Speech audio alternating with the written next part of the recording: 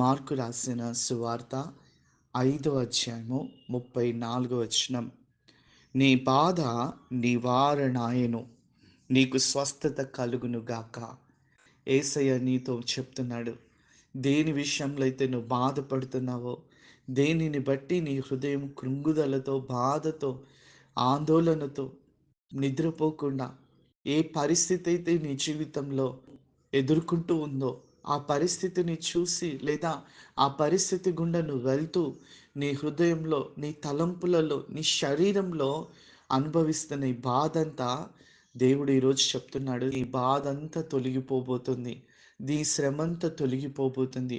అనగా నీ శ్రమ దేవుడు తీసేయబోతున్నాడు తెలుసా? నీకు సమాధానం కలగబోతుంది. సమాధానకరమైన పరిస్థితులు నీ జీవితంలో దేవుడు ఇవ్వబోతున్నాడు. నువ్వు నెమ్మదిగా ఉండబోతున్నావు.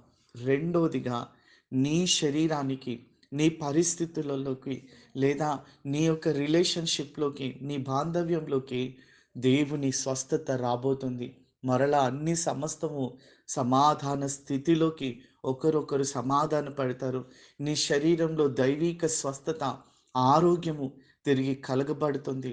నీ రిలేషన్స్ మధ్య ఆరోగ్యమయకరమైనటువంటి వాతావరణము, సంభాషణ, తిరిగి రాకపోకలు, మాట్లాడడాలు అన్నీ జరుగుతాయి. అంతేకాదు నీ నీ చుట్టూ ఉన్నటువంటి అప్పుల పరిస్థితులు కానీ, అది ఇంకేదైనా కానీ దేవుడు వాటన్నిటిని బాగు చేయబోతున్నాడు.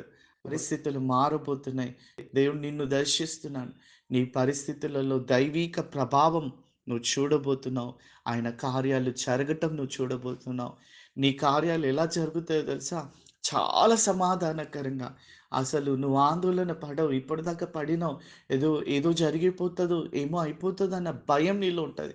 కానీ దైవిక కార్యాలు ఎలా ఉంటాయంటే సమాధానకరంగా, నీ హృదయంలో అలజడి ఉండదు, బాధ ఉండదు. దైవిక సమాధానం నువ్వు అనుభవిస్తావు.